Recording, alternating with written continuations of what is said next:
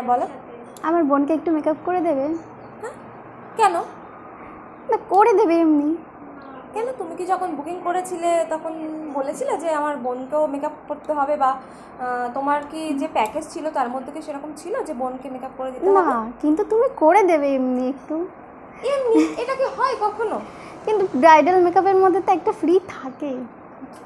তাই কখনো হয় যে কোনো কিছুর সঙ্গে কোনো কিছু ফ্রি? হ্যাঁ নিশ্চয়ই হয়, কিন্তু তার নিশ্চয়ই কোনো কারণ থাকে যে যখন তোমার কোনো কিছুর সঙ্গে কোনো কিছু ফ্রি যখন দিচ্ছে নিশ্চয়ই তার একটা রিজনও থাকবে। সেই ফ্রির দামটা আমরা ভাবি হয়তো যে এটার সঙ্গে একটা ফ্রি পাচ্ছি, কিন্তু তার দামটা কিন্তু সেই যে ব্র্যান্ড সে কিন্তু ঠিক তুলে নিয়েই তার সঙ্গে কোনো কিছু ফ্রি দেয়। আচ্ছা একটা কথা বলো আমাকে, তুমি যখন শাড়ি কিনতে গেছিলে, বিয়ের শাড়ি অনেক টাকা দিয়ে কিনেছো, তো বিয়ের শাড়ির সঙ্গে কি তোমার আরেকটা শাড়ি ফ্রি দিয়েছিল? না, দেয়নি। তাহলে তুমি কি করে বলছো যে তোমার মেকআপের সঙ্গে তোমার বোনের মেকআপ ফ্রিতে করে দিতে? ওগুলো তো অন্য জিনিস, তুমি তো করতেই পারো, বলো। আমি করতে পারি?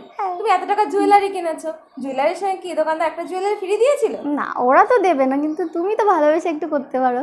আচ্ছা, মানে মেকআপ আর্টিস্টরা সব কিছু ভালোবাসা, মেকআপ আর্টিস্টের কাছে সব কিছু মানে দুয়ার খোলা, মানে ফ্রিতে নেওয়ার জন্য নাকি? হ্যাঁ না, সেরকম কোনো ব্যাপার না, কিন্তু ব্রাইডালের প্যাকেজের মধ্যে তো থাকে একটা।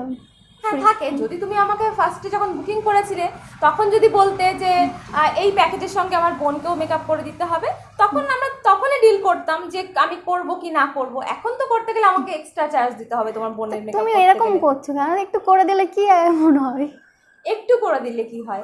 আচ্ছা আমাকে কথা বলো, যখন তুমি ডাক্তারের কাছে যাচ্ছ, ডাক্তারের কাছে কোনো একটা অপারেশন করাচ্ছ, তো তোমার সঙ্গে তোমার যদি আর বোন থাকে, বোনেরও যদি অসুখ হয়, তো ডাক্তার কি সেটা ফ্রিতে করে দেবে? না, সেটা কেন করে দেবে? সেটা একটু বেশি হয়ে যাচ্ছে না? তাহলে তাহলে মেকআপ আর্টিস্টের বেলায় কেন যে তোমাকে সাজাতে এসেছি বলে বাড়ির আরো বোনকে, বৌদিকে, দাদার বউকে সবাইকে সাজাতে হবে?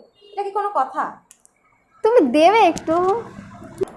আচ্ছা তাহলে তুমি বলছো যে তোমার শাড়ির দোকানদার তোমাকে শাড়ি দেয়নি, তোমার জুয়েলারির দোকানদারও তোমাকে জুয়েলারি ফ্রিতে দেয়নি, ডাক্তারবাবুও তোমাকে ফ্রিতে তার ট্রিটমেন্ট দেয়নি, না, তাহলে এই যা মানে সমস্ত লোক এরা সবাই প্রফেশনাল, আর আমরা কি মেকআপ আর্টিস্ট আনপ্রফেশনাল?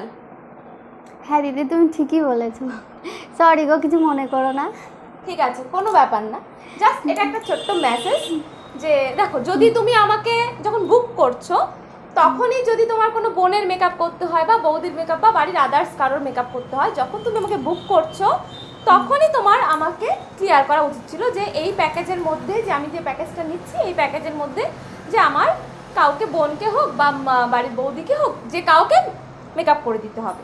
যেহেতু তুমি করোনি, তুমি এখন স্পটে এসে বললে তো সেটা সম্ভব না, কারণ প্রফেশনাল জিনিস, প্রফেশনাল বলতে একটা জিনিস হয়, তো সেটাকে আমাদের মেনটেন করতে হয়। তো ঠিক আছে, তুমি জানো না বলে তুমি বলে ফেলেছো, কোনো ব্যাপার না। এটা সবার জন্য একটা মেসেজ যে যখন তোমরা বুক করছো আমাকে বা আমাদেরকে মেকআপ আর্টিস্টের, তখন তোমরা এটা ক্লিয়ার করে নাও যে আমার ব্রাইডের সঙ্গে ব্রাইডের বাড়ির অন্য কাউকে মেকআপ করতে হবে।